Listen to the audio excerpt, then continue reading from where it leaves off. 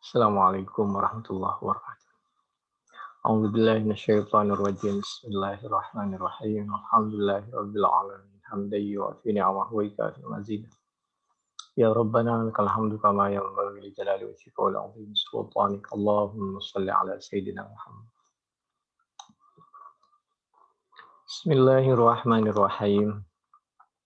Bab yang ke-79, Babu idza aslamas sabiyyu. Bab menjelaskan bagaimana apabila ada anak meninggal. Masuk Islam, lalu meninggal. Hal yusalla alaih. Apakah disolati? Wal yu'radu ala sabi al-Islam. Dan juga ada pertanyaan, apakah bagi anak-anak itu sudah perlu dianjurkan atau ditawarkan untuk masuk agama Islam? Wa qala al-Hasan wa Syuraih wa Ibrahim wa Qatadatu idza aslama ahduhuma fal waladu ma'al muslim. Kalau salah satu kedua orang tuanya itu ada yang Islam, maka anak ikut yang Islam. Wa kana Ibnu Abbas radhiyallahu anhuma ma'a ummihi minal mustad'afin. Wa lam yakum ma'a abihi ala dini qaumih. Di sisi yang lain, sahabat Ibnu Abbas itu ikut ibunya, tidak ikut bapaknya.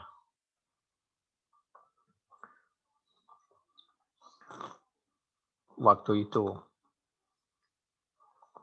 Dan sahabat Ibnu Abbas menyampaikan bahwa al-Islamu ya'lu wa la yu'la alaih. Islam itu tinggi, tidak bisa direndahkan, dan jangan pernah merendahkan agama Islam. Atau al-Islamu azzu min dzalik, al-Islamu ya'lu wa la yu'la. Ini juz 3 halaman 280 atau juz 3 halaman 282. Hadis Bukhari 1354. Haddatsana Abdan akhbarana Abdullah an Yunus an Az-Zuhri qala akhbarani Salim bin Abdullah anna ibn Umar radhiyallahu anhuma akhbarahu anna Umar intalaqa ma'an Nabi sallallahu alaihi wasallam. Suatu ketika Sayyidina Umar bepergian ma'an Nabi sallallahu alaihi wa alihi wasallam bersama Nabi Muhammad sallallahu alaihi wa alihi wasallam fi rahtin dalam suatu rombongan qibala Bani Sayyad, ke arah Ibn Sayyad. Hatta wajaduhu. Nabi berjalan ke arah orang-orang yang di situ ada anak namanya Ibn Sayyad. Hatta wajaduhu yal'abu ma'asibyan. Lalu orang-orang menjumpai bahwa Ibni Sayyad ini lagi bermain. Namanya anak-anak. Inda utum Bani Maghalah. Di bentengnya Bani Maghalah. Ini di daerah lembah di Madinah. Wa qad qaraba Ibnu Sayyad al-hulumah. Waktu itu Ibnu Sayyad itu sudah hampir balik. Falam yash'ur, maka tidak mengerti siapa Ibnu Sayyad hatta daraba, sampai memberi isyarah atau noel. An-Nabi, siapa Nabi? Enggak mungkin Nabi mukul. Jadi artinya bukan mukul itu. Menoel lah. Sama dengan daraballahu masalah. Innallaha la yastahyi ayyadriba. Jadi tidak semuanya daraba itu artinya memukul. Karena Nabi tidak mungkin memukul anak-anak apalagi. Ini hanya menjelaskan bahwa dakwah itu juga harus sampai ke anak-anak. Anak kecil itu juga sudah dikenalkan kepada Allah, dikenalkan kepada Islam, diajak beragama Islam. Dan yang paling penting, Ibnu Sayyad ini adalah anak-anak yang nggak paham. Jangan sampai anak dikultuskan. Dulu, mohon maaf ya, saya tidak bermaksud jangan sampai salah paham. Cuma biar langsung diingat. dulu kalau tidak keliru di Jawa Timur, tepatnya di sekitar Jombang, ada anak laki-laki yang masih kecil itu dianggap sakti, yang bisa ngobatin macam-macam lah. Nah, di zaman Nabi ada anak yang seperti itu. Jadi Nabi 14 abad yang lalu udah mengingetin. Ini buktinya bahwa dia itu tidak tahu apa-apa. Waktu kita datang aja dia nggak tahu. Baru dia tahu begitu oleh Nabi ditoel. Andai saja dia tahu tentang sesuatu, dia udah tahu. Lagi pula dia nggak tahu kapan meninggalnya. Jangankan anak-anak, paranormal yang kalau dia mengaku paranormal, dia mestinya tahu kapan mau meninggal dan lain sebagainya. Mestinya dia orang kaya, jabatannya tinggi, ilmunya banyak. Buktinya dia juga ekonominya juga masih begitu. Hatta daraban Nabi sallallahu alaihi wasallam biyadihi tsumma qala li ibni Sayyad. Kemudian Nabi menyampaikan kepada Ibnu Sayyad, "Tashhadu anni Rasulullah." Apakah kamu berkenan membaca syahadah bersaksi bahwasanya aku Muhammad sallallahu alaihi wa alihi wasallam yaitu Rasulullah. Farafadahu, maka meninggalkan siapa Nabi hu kepada Ibnu Sayyad. Dalam pengertian tidak terlalu memaksa, apalagi dunia anak-anak. Waqala, jadi jangan terlalu serius kalau dengan anak-anak. Tapi berisi. Waqala, dan menyampaikan siapa Nabi.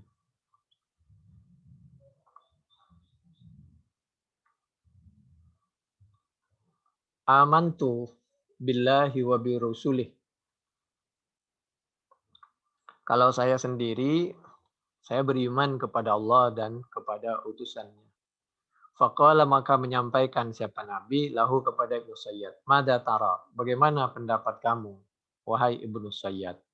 Sudah jelas-jelas kita harus beriman kepada Allah dan Rasulnya, tapi Nabi itu namanya dunia anak-anak ya. Diajak musyawarah, diajak berpikir. Faqala lahu mada tara? Qala Ibnu Sayyad. Maka menjawab siapa Ibnu Sayyad. Ya'tini shadiq. Biasanya datang kepadaku shadiq, siapa orang yang benar, jujur, wa kadzib, dan orang yang dusta. Jadi dia, Masya Allah, jawabannya seperti itu. Jadi dia ragu tentang Islam, tentang kenabian Nabi. Maklum anak kecil. Faqala Nabi sallallahu alaihi wasallam, maka Nabi Muhammad sallallahu alaihi wasallam menyampaikan, "Hullita alaika al-amr." Dibuat bercampur aduk alaika atasmu wahai Ibnu Sayyad, al-amru, apa masalah? Rupa-rupanya kamu belum terlalu paham tentang mana yang hak, mana yang batil. Tsumma qala lahun nabiyyu, kemudian bersabda lahu kepada Ibnu Sayyad an-nabi, siapa Nabi Muhammad sallallahu alaihi wa alihi wasallam. Jadi Nabi tidak mengatakan, Ibnu Sayyad kamu bodoh, blow on, enggak. Jadi rupa-rupanya kamu masih belum jelas. Kira-kira begitulah. Tsumma qala lahun nabi, kemudian bersabda lahu kepada Ibnu Sayyad an-nabi, siapa Nabi Muhammad sallallahu alaihi wasallam. Ini sungguhnya aku Nabi, qad khaba'tu, yaitu menyembunyikan siapa aku Nabi, laka untukmu Ibnu Sayyad, khabi'an, kepada tebak-tebakan. Suatu yang disembunyikan. Nabi itu ngajari anak itu pinter. Jadi diajak dialog, dunianya anak, dan lain sebagainya. Qala Ibnu Sayyad, menjawab siapa Ibnu Sayyad, huwa, adapun yang kamu sembunyikan itu, ad-dukh, yaitu asap. Faqala Nabi, ya namanya anak ya, gak nyambung.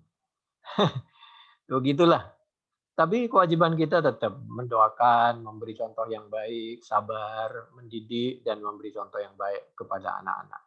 Tetap diajak dialog, tetap diarahkan kepada yang baik, tanpa dengan bahasa yang kasar, keras, menjustifikasi karena semua anak itu insya Allah oleh Allah diberi kelebihan dan tidak usah dipaksakan.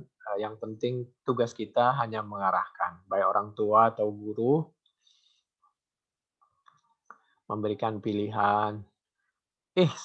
Pergilah kamu wahai Ibnu Sayyad, falan ta'dua qadraka. Maka mudah-mudahan Allah memaafkan kekuranganmu. Kira-kira begitu itu kalau bahasa kita. Tidak akan berpengaruh apa kamu qadraka kepada kemampuanmu. Tidak akan bisa mempengaruhi dan lain sebagainya. Faqala Umar, Nabi memaklumi dunia anak-anak. Maka menjawab Umar radhiyallahu an, siapa Sayyidina Umar. Sayyidina Umar menyampaikan kepada Nabi, "Da'ni, membiarkanlah siapa engkau Nabi ini kepadaku Umar ya Rasulullah wa ya Rasulullah." Untuk apa? Adrib, akan menebas siapa aku Umar unuqahu kepada lehernya Ibnu Sayyad.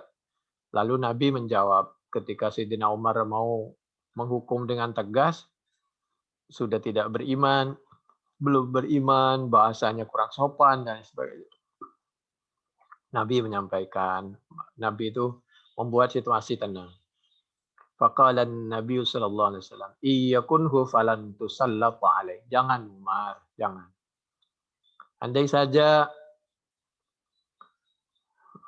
kamu betul-betul mau melaksanakan, itu pun kurang tepat.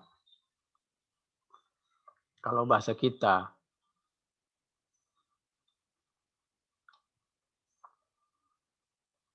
wa illam yakunhu fala khaira laka. Apapun yang keluar dari lisannya Ibnu Sayyad itu, ya kita tanggapi yang wajar saja. Tugas kita hanya menyampaikan dan mendoakan, memberi contoh yang baik.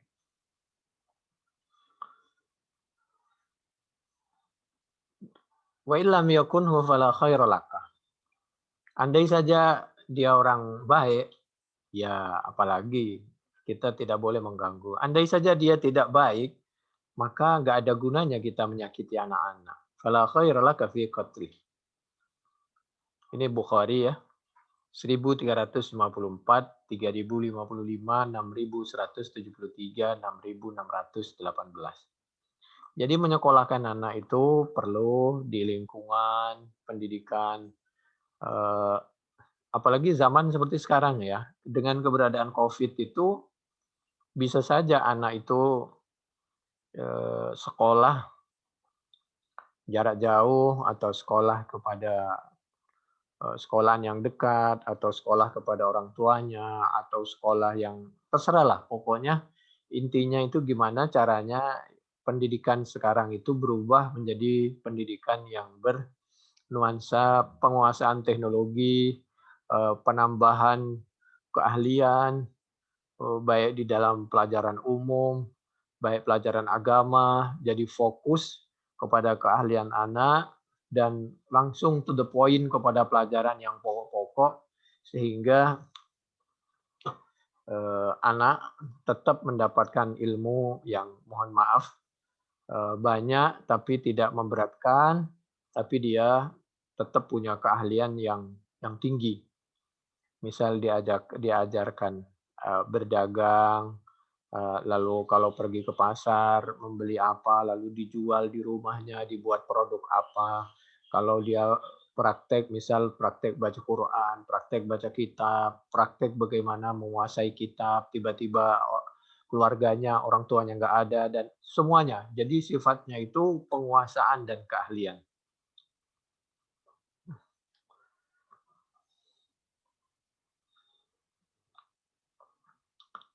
A'udzu billahi minasyaitonir rajim. Bismillahirrahmanirrahim. Bal hum fi syakki yal'abun. Apalagi anak kecil. Orang yang tidak percaya itu isi hidupnya itu hanya main-main.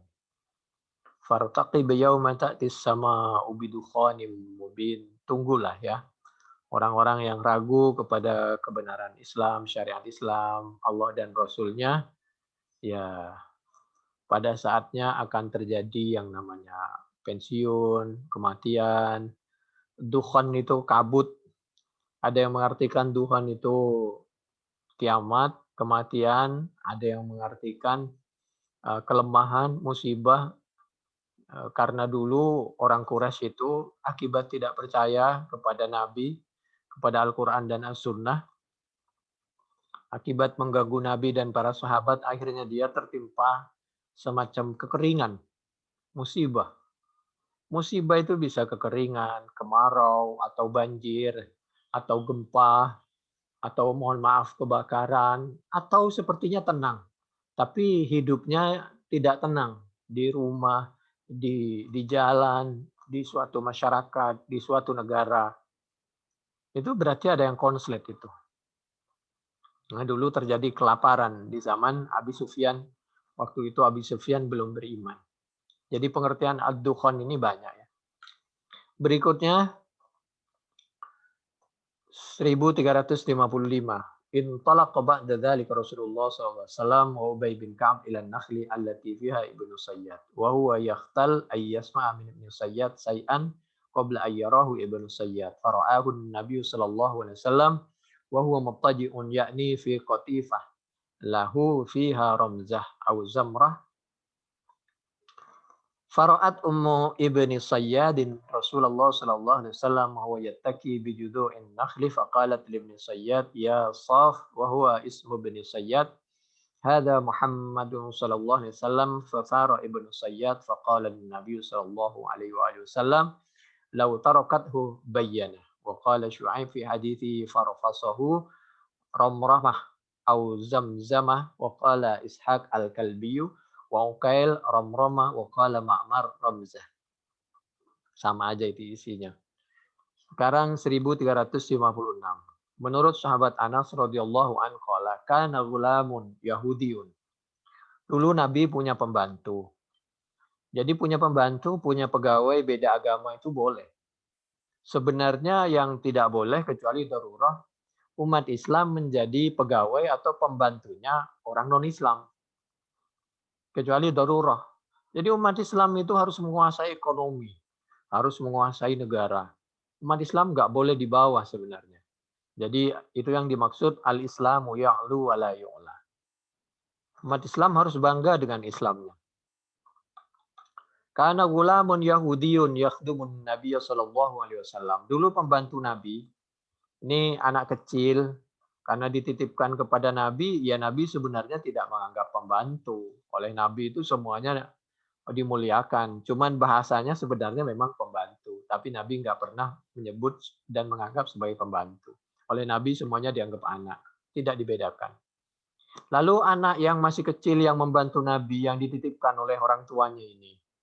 Karena meskipun orang tuanya Yahudi, dia tahu bahwa Islam itu benar. Dan bahwa Nabi itu tidak pernah membedakan orang Islam dan orang yang tidak Islam dalam perlakuan santunnya, adilnya, kasih sayangnya. Itu Nabi luar biasa, 14 abad yang lalu. Jadi kita tidak ada alasan untuk menyakiti orang non-Islam. Tidak ada alasan sama sekali.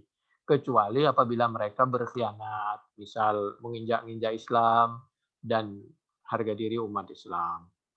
Selama tidak, kita harus betul-betul toleransi tingkat tinggi. Lalu pelayan Nabi ini yang Yahudi ini famarido sakit. Namanya manusia. Fa'atahun Nabi sallallahu alaihi wasallam maka datanghu kepada anak tadi an-Nabi siapa Nabi Muhammad sallallahu alaihi wasallam ya'uduh. Hale membesuk siapa Nabi. Jadi membesuk apalagi orang sakit, bersilaturahim dengan non-Islam boleh. Yahudi itu kan ada Yahudi yang menyakiti, ada yang tidak. Sama dengan Israel itu, ada sama-sama tidak beragama Islam, yang sekarang itu Israel itu ada yang Zionis, ada yang tidak Zionis. Nah, yang Zionis itulah yang jelas-jelas membunuh orang saudara kita, orang Islam di Gaza. Yang tidak Zionis enggak, meskipun dia Israel tidak membunuh umat Islam, bahkan dia tidak setuju terhadap bom-bom yang dijatuhkan oleh pemimpin mereka. Fa'atahun Nabi sallallahu alaihi wasallam ya'uduhu, disambangi oleh Nabi. Faqa'ada, maka duduk siapa Nabi inda ra'sihi, di samping kepalanya anak tadi. Faqala lahu, kemudian Nabi menawarkan dengan santun, dengan lemah lembut, tanpa pemaksaan. Ada orang tuanya. Tidak boleh kita mempengaruhi, memaksa, apalagi diam-diam, sembunyi-sembunyi. Tidak. Faqala lahu, kemudian Nabi menawarkan kepada anak yang sakit tadi, aslim. Apakah kamu nak berkenan masuk Islam? Kalau berkenan, mari Bapak ajarin syahadat. Kalau kamu nggak berkenan, nggak apa-apa. Ngikutin agama Bapak kamu yang asli. Kalau kira-kira bahasanya begitu. Fanadharu, maka melihat, menatap siapa anak tadi, ila abihi, ke bapaknya yang asli. Wahua, dan hali adapun bapaknya yang asli waktu itu indahu, di sebelahnya anak itu juga.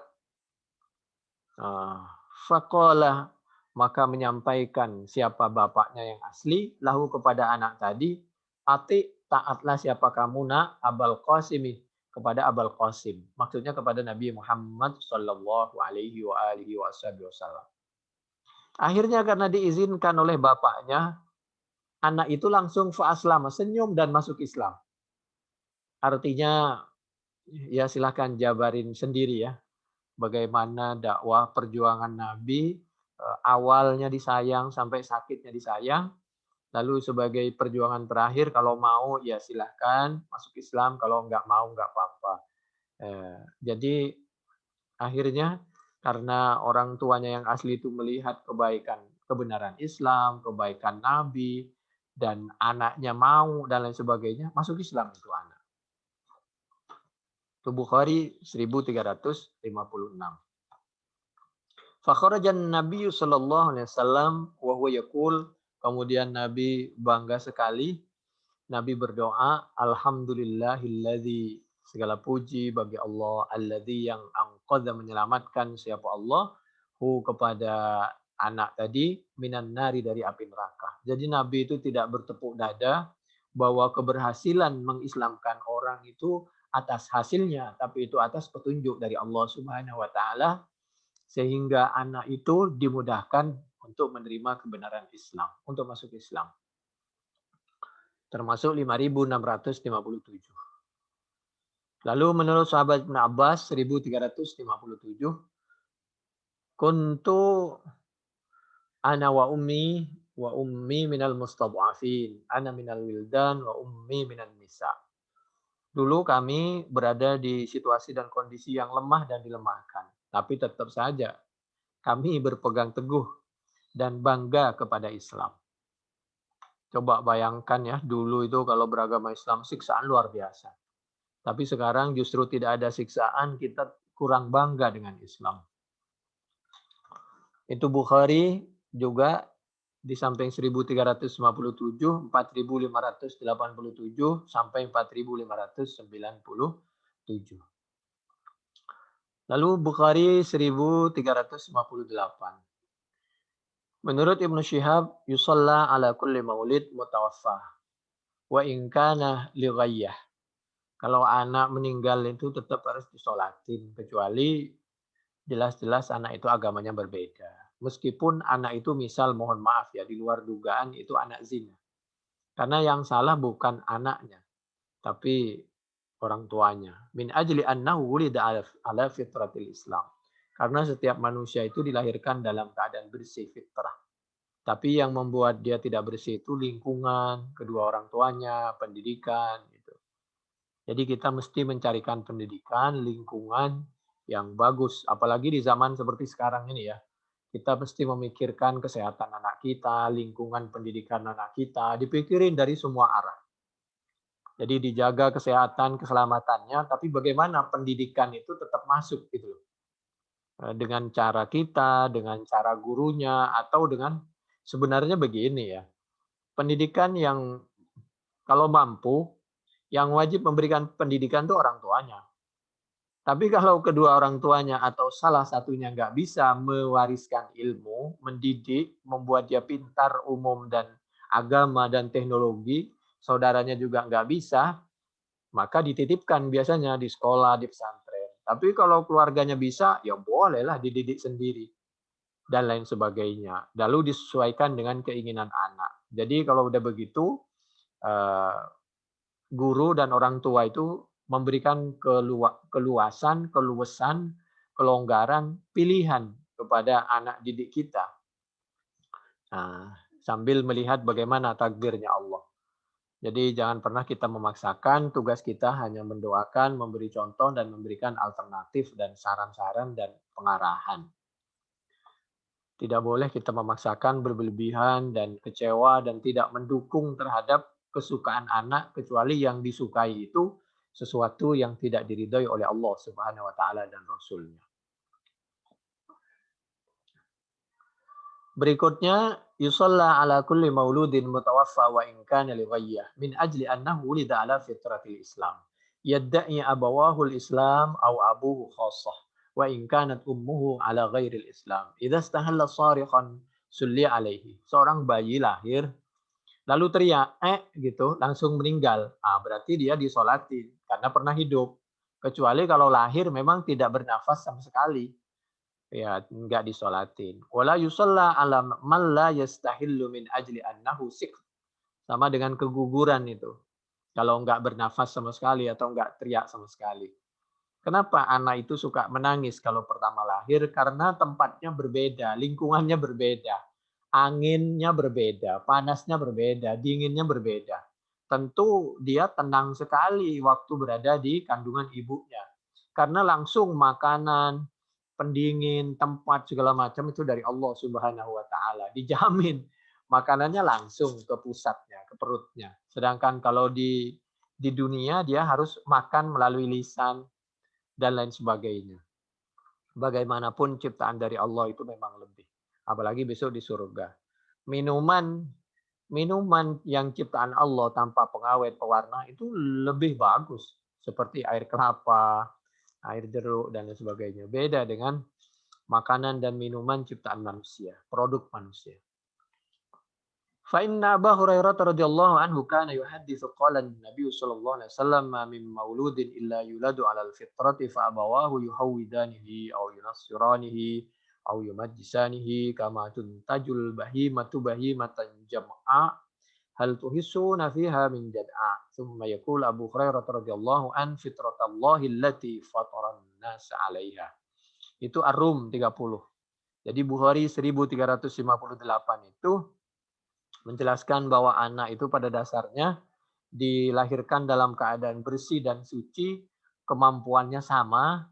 Oleh karena itu kita pahami bahwa tidak ada anak itu bodoh atau tidak bisa, tinggal bagaimana lingkungan dan cara mengajarnya. Tapi kalau dia ada suatu kecenderungan kepada salah satu keahlian, maka begitulah manusia. Sepertinya belum ahli di dalam hal tertentu, tapi di bidang yang lain pasti punya kelebihan. Manusia dilahirkan dalam keadaan fitrah dan harus kembali kepada Allah dalam keadaan fitrah. Biqalbin salim. Fitrat Allah allati fataran nas 'alaiha. Ar-Rum ayat 30. Ilzamu dinahu al-mujawib lil uqul.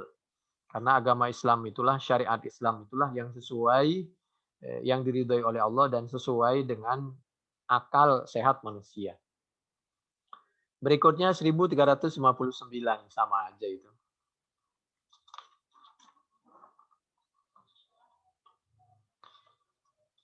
Dan kalau ternyata orang menikah baik itu sama-sama non-Islam tadinya, otomatis ya nggak dianggap pernikahan kan.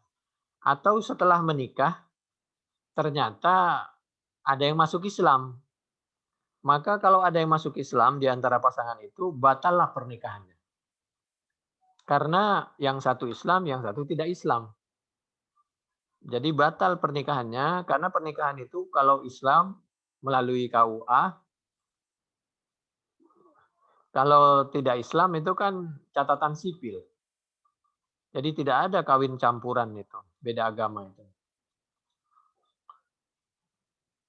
Nah, kenapa begitu? Karena al-Islam ya'lu wa la yu'la alaih tadi. Dan ini berdasarkan Al-Quran juga. surah Al-Mumtahanah ayat 10. A'udzubillahi minasyaitonirrajim. Bismillahirrahmanirrahim. Wala tumsiku bi'isamil kawafir. Jadi bagi yang mau menikah yang awalnya beda agama harus betul-betul diyakinkan bahwa memang mereka itu yakin kepada agama Islam betul-betul karena yakin kepada kebenaran Islam, bukan karena kepingin menikahi keluarga kita. Artinya nomor 2 niat itu. Niat untuk menikahi keluarga kita. Artinya perlu pembuktian bahwa dia betul-betul Islam yang benar. Berikutnya 1360.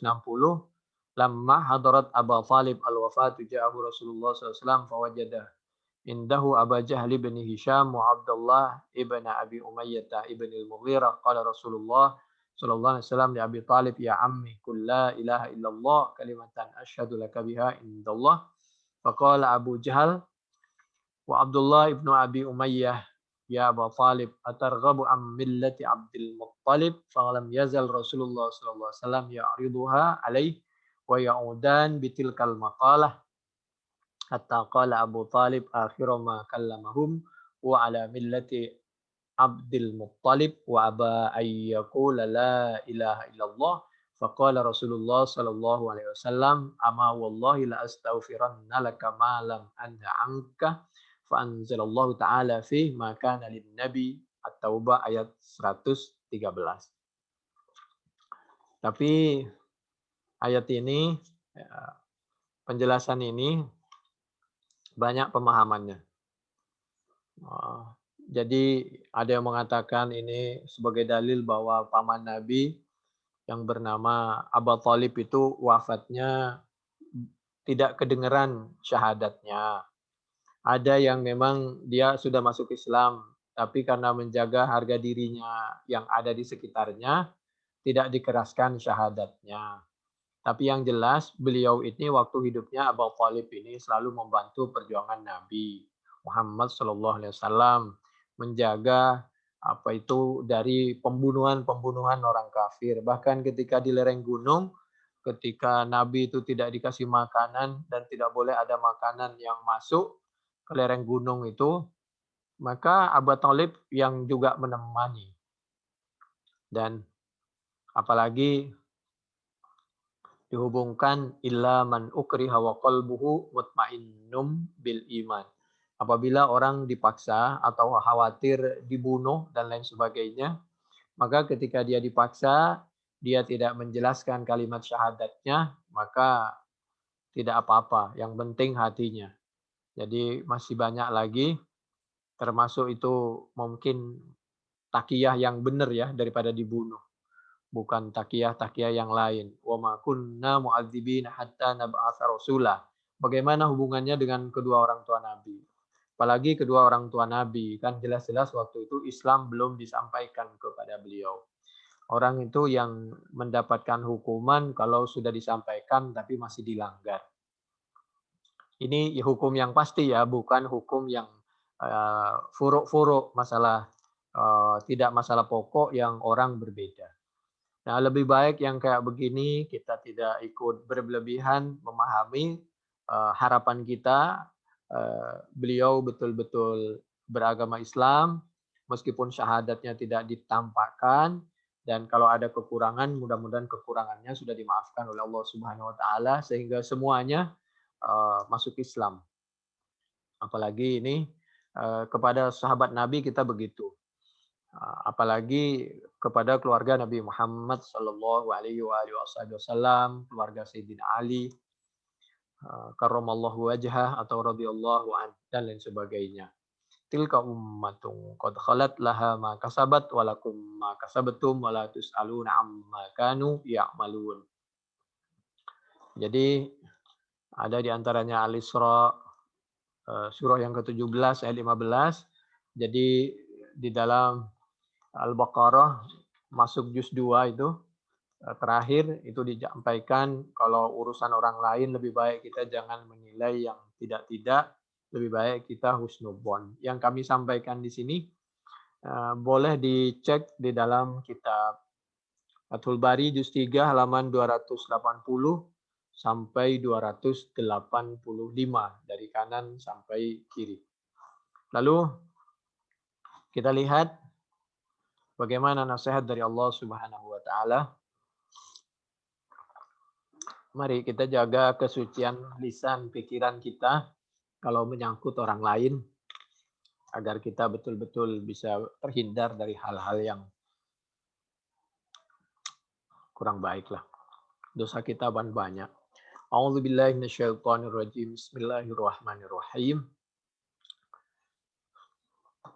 وَكَذَلِكَ جَعَلْنَا لِكُلِّ نَبِيٍّ عَدُوًّا شَيَاطِينَ الْإِنسِ وَالْجِنِّ يُوحِي بَعْضُهُمْ إِلَى بَعْضٍ زُخْرُفَ الْقَوْلِ غُرُورًا وَلَوْ شَاءَ رَبُّكَ مَا فَعَلُوهُ فَذَرْهُمْ وَمَا يَفْتَرُونَ. Al-An'am ayat 112. Namanya kita hidup itu ya, seninya hidup itu ada saja godaan itu. Jadi ada nabi, ada musuhnya nabi, likulli nabiyyin aduwan syayatin. Ada orang baik, ada orang tidak baik. Biasa itu. Nabi aja ada yang memusuhi, baik itu berbentuk manusia atau yang berbentuk jin. Dan mereka musuhnya nabi itu saling membantu. Yuhi ba'duhum ila ba'd zuhrufal qaul. Meniupkan janji-janji palsu, tipuan dan lain sebagainya. Mereka saling membantu untuk mempengaruhi keimanan kita. Nah, kalau kita tidak menjaga keimanan kita, kita tidak bersatu, habislah kita. Habis dari luar, habis dari dalam. Semuanya masalah apa saja, masalah rumah tangga segala macam. Walau syaa rabbuka ma fa'alu fadarhum wa ma yaftarun. Al-An'am 112. Dulu katanya Nabi menyampaikan, "Ma minkum min ahadin illa wa qad ukila bihi qarinuhu minal jin." Qila wala anta ya Rasulullah, qala wala ana illa anna Allah anani alaihi fa aslama. Fala ya'muruni illa bi khairin. Setiap orang itu ada teman manusia yang baik, ada yang ya yang tidak suka manusia. Ada juga jin yang suka dengan kita, selalu menemani ibadah perjuangan kita. Ada jin yang tidak suka pada kita. Kalau kita andai saja kita orang baik, seperti Nabi Musa kan orang baik, maka tentu yang membenci Nabi Musa itu Fir'aun dan teman-temannya. Andai saja yang dicontohkan itu orang tidak baik, seperti misal Namrud, maka tentu yang tidak suka kepada Namrud itu orang yang baik-baik, Nabi Ibrahim. Andai itu ulama yang tidak baik, seperti Qarun, udah ulama, udah kaya, punya jabatan, Qarun, Bal'am itu, maka yang tidak suka tentu orang yang baik-baik. Seperti Nabi Musa tentu tidak suka, meskipun Bal'am bin Ba'urah dan Qarun itu di zaman Nabi Musa adalah disebut ulama. Dan kita tidak usah memposisikan diri kita berada di orang yang alim atau pihak yang benar. Kita berusaha terus-menerus istiqomah jadi orang yang semakin baik sehingga pada akhirnya kita ya Allah biha ya Allah biha ya Allah bihusnul khotimah, menjadi orang yang terjaga ketakwaannya, dan kalau wafat dalam keadaan husnul khotimah. Tugas kita hanya berdoa dan memberi contoh yang baik, tidak usah menilai berlebihan kepada orang lain. Selesai. Itu tugasnya para alim ulama, kiai, aparat pemerintah. Kalau dibaca rofa, fa aslamu min syarrihi. Kalau dibaca aslamu. Kalau dibaca aslamah, itu fa aslama huwa. Ini berangkat dari Al-Quran juga, surah Az-Zukhruf ayat 36. A'udzubillahi minasyaitonirrajim. Bismillahirrahmanirrahim.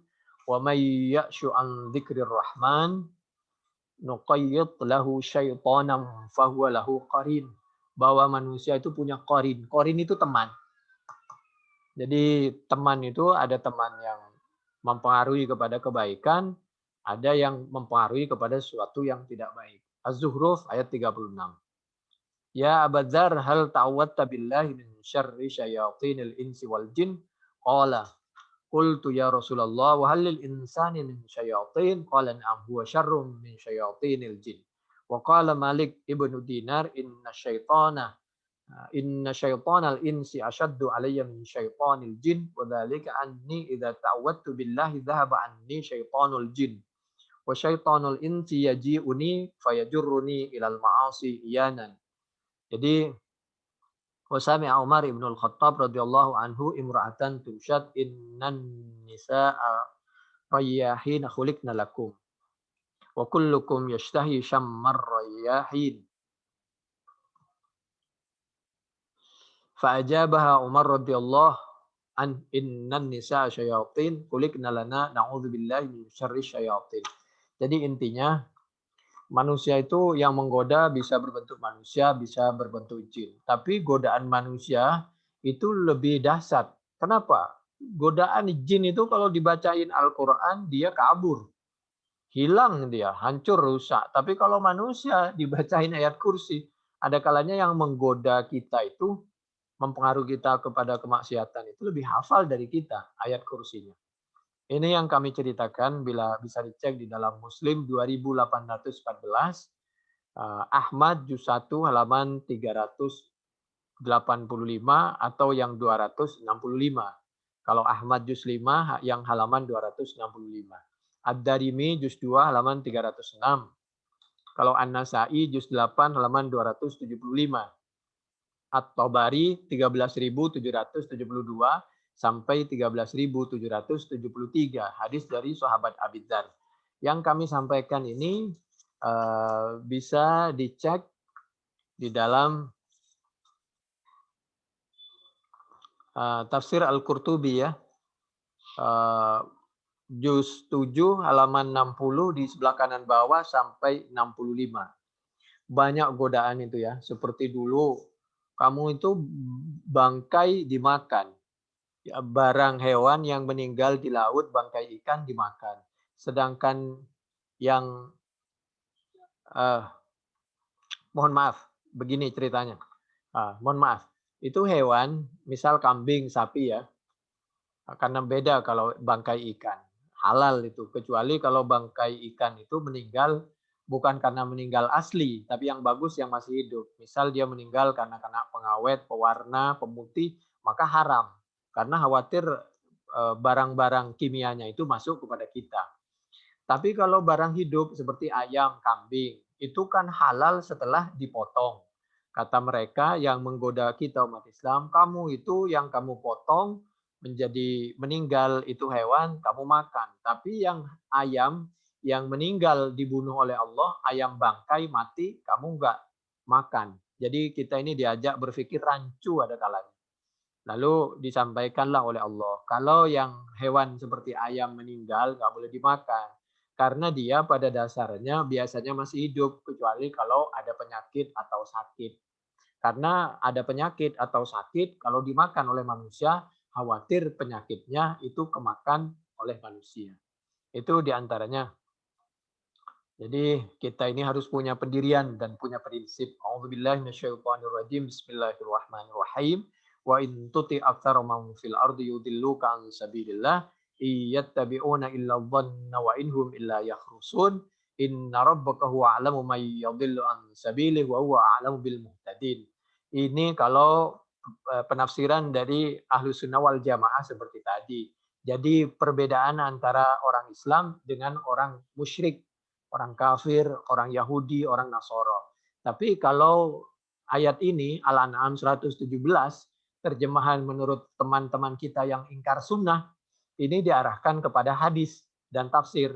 Jadi kita harus kembali kepada Quran saja, nggak boleh kembali kepada hadis katanya. Katanya ya itulah, sama beliau dibaca sendiri, dipahami sendiri, diputus-putusin sendiri ya begitulah. Ya terserahlah, itu kan pilihan beliau, nggak ada masalah. Kita boleh berbeda, tapi kita tetap menjaga ketawaduan dan kerukunan. Oleh karena itu, di ayat berikutnya, fakulu mimma dzikrasmullah alaih in kuntum bi ayatihi mu'minin. Jadi kita itu hanya boleh makan yang dipotong, dan kita dalam keadaan apapun tidak boleh menyakiti hewan kecuali betul-betul darurat untuk dikonsumsi, dan waktu memotongnya tidak menyiksa dan hanya seperlunya. Artinya segala sesuatu itu diukur menurut keridhaan Allah Subhanahu wa ta'ala tanpa menyakiti dan berlebihan. Ya Rasulullah, inna na'kulu ma naqtul wa la na'kulu ma qatalallah. Fanazalat faqulu sampai wa in ata'tumuhum innakum lamusyrikun. Al-An'am 118 juga hurrimat alaikumul maitah waddam wa lahmul khinzir wa ma uhilla li ghairillahi bih. Al-Maidah ayat yang 3. Jadi diharamkan bangkai, darah, daging babi, juga sesuatu yang dipotong tidak disebut nama Allah. Kalau menurut kita nanti ada juga penjelasan hadis, termasuk hewan-hewan yang buas itu tidak boleh dimakan, seperti harimau, buaya, ular, atau yang jorok seperti tikus. Tapi kalau menurut orang yang ingkar sunnah, tidak mau as-sunnah, maka dia pasti beralasan. Nggak benar. Yang di Quran saja, yang diharamkan oleh Nabi, oleh hadis, itu tidak haram, halal. Jadi kalau begitu makan tikus boleh, makan harimau boleh. Padahal kalau kita makan tikus, ya bisa dibayangkan. Kalau kita makan harimau, bisa dibayangkan. Bisa kita dulu yang dimakan. Bukan berarti yang tidak ada di Al-Quran itu tidak benar. Buktinya apa? Salat asar itu kan 4 rakaat. Nggak ada itu di Quran. Apa kalau tidak ada di Quran nggak benar? Yang ada di Quran suruh salat asar. Tapi rokaatnya 4 rokaat, berdirinya, rukuknya, sujudnya, salamnya, zikirnya, bacaannya, kayak begitu nggak ada itu. Adanya di as-sunnah atau al-hadis. Jadi tidak benar ungkapan teman-teman ingkar sunnah yang mengatakan bahwa kalau tidak ada di dalam Al-Quran, itu berarti jangan mengada-ngada. Ya, perkataan itu bisa benar, bisa tidak. Jadi kalimatu haqqin urida bihal batil. Ada kalanya Qur'annya benar, as-sunnahnya benar, tapi diarahkan untuk sesuatu yang nggak benar. Yang terakhir, apakah hadis itu udah ditulis? Jangankan hadis. Sayyidina Ali aja udah punya tulisan, lembaran. Sayyidina Ali itu. Jadi coba cek hadis Bukhari 111. Itu qultu li aliyin hal indakum kitab qala la illa kitabullah au fahmun u'tiyahu rajulun muslim au ma fi hadhihi sahifah. Itu lembaran yang ada catatanmu yang kamu taruh di sabukmu itu apa? Di kantongmu itu. Qala qultu fama fi hadhihi sahifah qala. Oh, di lembaran itu aku punya catatan. Selain Quran, punya catatan Sayyidina Ali itu. Pertama, isi catatannya al-aqlu. Sayyidina Ali itu suruh membebaskan tawanan apabila ada terjadi permusuhan segala macam, kalau bisa jangan sampai berakibat yang fatal, usahakan solusinya bayar denda. Dan umat Islam harus memulai dan memberi contoh dengan contoh yang baik, yaitu tidak boleh berkhianat, kecuali dalam keadaan berperang. Jadi kalau harus bayar denda, bayar denda. Wa fikakul asir. Ini pertama harus bayar denda. Li'annahum kanu yu'tuna fihal ibil wa rabatunaha bi fina'i daril maqtur bil iqal wa huwa al habl. Jadi dulu itu khawatir kalau sudah bayar denda tapi masih terjadi pertumpahan darah segala macam. Jadi Sayyidina Ali itu dipesan oleh Nabi, khususnya Sayyidina Ali, agar menjaga kerukunan. Kalau sampai terjadi sesuatu, bagaimana caranya?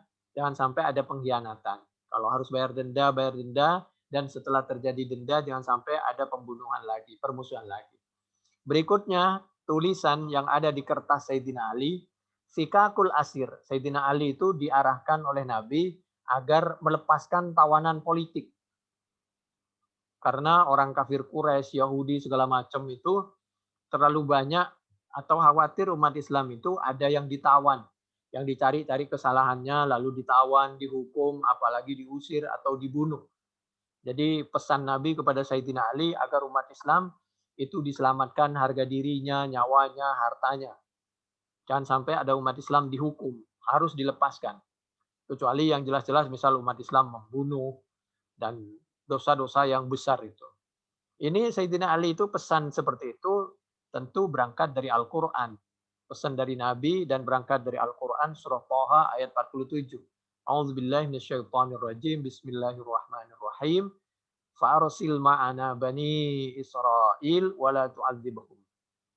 Nabi Musa ditugaskan agar melepaskan tahanan-tahanan Bani Israel yang ditahan oleh Fir'aun. Padahal kita tahu Bani Israel itu tidak Islam.